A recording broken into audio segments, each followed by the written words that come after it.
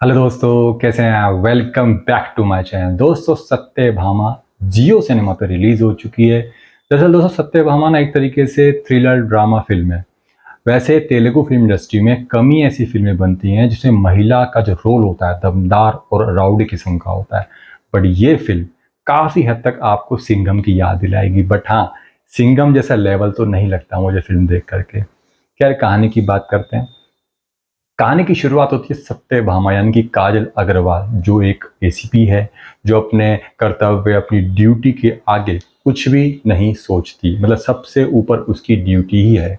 जो उसके हस्बैंड है नवीन चंद्रा यानी कि अमरेंद्र, वो एक बहुत ही फेमस बुक राइटर हैं जो हमेशा अपनी पत्नी के साथ खड़े होते हैं।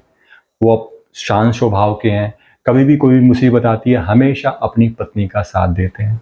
खुद जब उन दोनों की शादी हुई होती है तो एक केस के सिलसिले में वो अपनी शादी में ही लेट हो जाती हैं। उसके बावजूद अमरिंदर अपनी पत्नी के साथ कंधे से कंधा मिला के उसका साथ देते हैं। इसीलिए वो अपनी प्रोफेशनल लाइफ और पर्सनल लाइफ को आसानी से बैलेंस बना के चलती है। बट दोस्तों, कहानी में मोड़ तब आता है जब एक दिन हसीना नाम की एक मुस्लिम लड़की पुलिस स्टेशन आती है और अपने पति के खिलाफ कंप्लेंट लिखाने के लिए, क्योंकि उसके पति का अफेयर है। साथ साथ वो हसीना को टॉर्चर करता है, मारता है, पीटता है। अब दोस्तों, सत्यभामा को इस केस के बारे में पता लगता है। वो पर्सनली इस केस को हैंडल करती है। इसीलिए वो जो उसका भाई होता है इकबाल, और साथ साथ जो उसके बुजुर्ग पिता हैं, उनको आश्वासन देती है, उनका भरोसा दिलाती है हसीना की सुरक्षा का। बट दोस्तों, जो सत्यभामा है थोड़ा सा ओवर कॉन्फिडेंस हो जाती है। इसीलिए जो हसीना है उसकी जान चली जाती है उसके पति की वजह से। उसका जो पति होता है येदू, वो उसको मारता पीटता है, इसीलिए उसकी जान चली जाती है। अब इस चीज़ का दोष वो खुद पर लेती है। वो सोचती है कि वो शायद हसीना को बचा नहीं पाई, इसीलिए उसकी जान चली गई। अब दोस्तों, वो इस केस को सॉल्व करने पूरी तरीके से जुड़ जाती है और केस को सॉल्व करने के लिए निकल पड़ती है। अब इस केस जब वो सॉल्व करती है तो कई ऐसे पहलू, कई ऐसे किरदार की भूल भुलाई में फंस जाती है जो उसको काफ़ी हद तक कंफ्यूज कर देते हैं। येदू को ढूंढते ढूंढते कई ऐसे पहलू जुड़ते चले जाते हैं कहानी में। जब पता लगता है तो ऐसा लगता है कि ये जो मर्डर केस है वो धीरे धीरे रिवेंज केस में बदलता जा रहा है। अब दोस्तों, देखने वाली बात यह है कि क्या इस केस को सत्यभामा पूरी तरीके से सॉल्व कर पाएगी?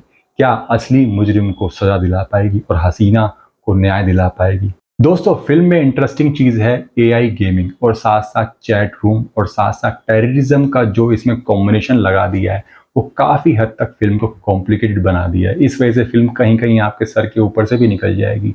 बट हाँ, एक अच्छा अटेम्प्ट है थ्रिलर और ड्रामा फिल्म बनाने का, जो मेरे हिसाब से ना कहीं कहीं चूक गया है। और अगर मैं बात करूं एक्शन की, तो काजल अग्रवाल जो सत्यभामा के रोल में है, उन्होंने काफ़ी अच्छा अटेम्प्ट किया है एक्शन में। एक्शन भी ठीक ठाक बढ़िया और बढ़िया करने की पूरी तरीके से कोशिश की है। बट दोस्तों, इसमें भी जो प्रकाश राज हैं, जो बहुत ही फेमस एक्टर हैं साउथ में भी नॉर्थ में भी, उनका जो रोल है वो काफ़ी कम है। वो जो सब राज के किरदार में है, जो सत्यभामा के सीनियर हैं, इसीलिए पूरी फिल्म में उनके पास ज़्यादा कुछ करने के लिए नहीं था, जो निराशाजनक मुझे लगा। साथ साथ नवीन चंद्र जो बहुत ही फेमस एक्टर भी हैं, उनके लिए भी इस फिल्म में काफ़ी कम स्कोप था। वो अपनी एक्टिंग का जलवा, अपना टैलेंट नहीं दिखा पाए हैं। हाँ, अगर आपको ये फिल्म देखनी है, वन टाइम वॉच है, ज़्यादा आप उम्मीदें मत लगाइएगा, क्योंकि ये फिल्म एक्शन और थ्रिल को पैदा करने में उतनी सक्सेस नहीं दिख रही है।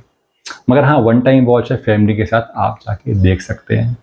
दोस्तों, जाने से पहले मेरे चैनल को ज़रूर सब्सक्राइब कर देना, और ऐसी बढ़िया बढ़िया मूवीज़ और वेब सीरीज़ के रिव्यू मैं आपके सामने हमेशा लेकर के आता रहूँगा। चलता हूँ। जय हिंद।